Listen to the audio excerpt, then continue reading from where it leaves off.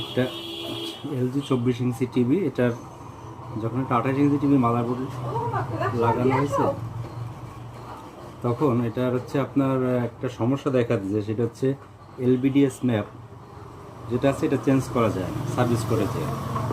এখন এটার একটা সমাধান হচ্ছে এই যে একটা রেজিস্ট্যান্স আছে এখানে, এই যে R111, এইটা হচ্ছে এই যে রেজিস্ট্যান্সটা চেঞ্জ করে এখানে একটা রেজিস্ট্যান্স আছে পাশে, এটা হচ্ছে R113, এইটা খুলে এখানে চেঞ্জ করে দিলে এই সমস্যাটা থাকবে না। এটা এখন এটা দেখা যাক কীভাবে এটা সমাধান করা যায়।